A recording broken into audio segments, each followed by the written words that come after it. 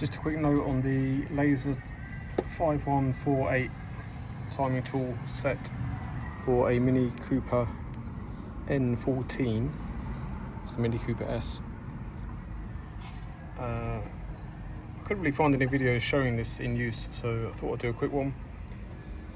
So the N14 only has one Vanos on the inlet side, doesn't have it on the exhaust camshaft. And when it is fitted, this is how it looks.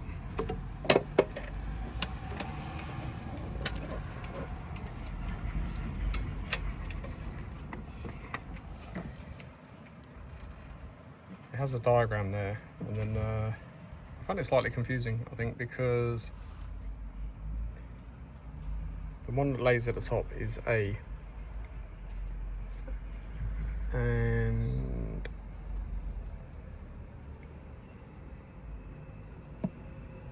yeah, I think A is the inlet one.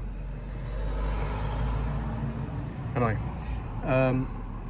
you will know which one needs to go where, because the inlet one comes up in this orientation and sideways for that bolt, and the exhaust one is obviously here in that orientation. You need a spanner to make sure you might need to rotate the camshaft slightly in order to get these to drop on, even with the original chain in place. Yeah, so let me just take a video to show you.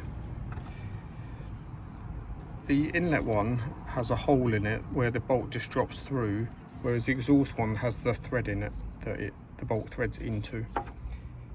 So I dropped that on the exhaust valve, and then if I needed to, I rotated it slightly in order to get it completely square so that I could do that bolt up just by hand.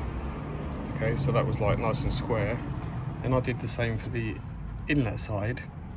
So again, put the spanner on here and turn it slightly if you need to, forwards and backwards, in order to allow this to sit completely flush to the head.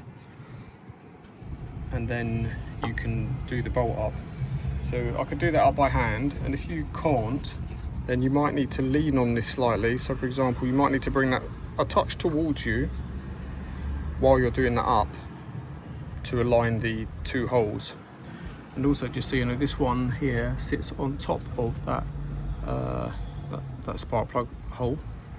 Let's see if I can zoom in slightly. So actually rests just on top.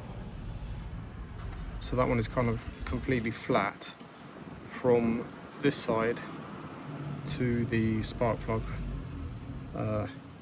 section of the head.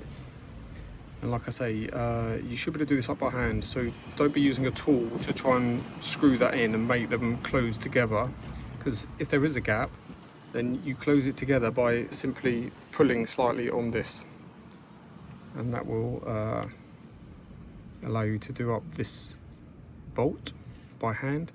So you just do that up so it's flush. And then the final one is this one, which is an Allen bolt, and then that clamps to an available hole that's here. It can't actually go square, as it kind of indicates in the diagram, because it would be sitting on top of that bolt. So I have one like that. And the final note, which you may or may not have read about or know about, when you are undoing these camshaft bolts at this end, which is I think it's a 14. Might focus, but it's 14 external Torx 14. These are really tight, and in fact I had to use a 1/2-inch breaker bar on mine, so I had to use this really long 1/2-inch breaker with a adapter on that end to take it down to 3/8 of an inch. So when undoing that Torx bolt, in fact I undid the exhaust one first, it's very important that you counteract that by having the spanner on this end, so you're pulling towards you on this spanner while undoing the Torx bolt at that end, because the force is really huge. So you're trying to control that using a spanner, not by relying on this timing tool, which is not designed for that level of torque. Okay, so you must undo it like that, and then when you go to undo the inlet one, the same thing.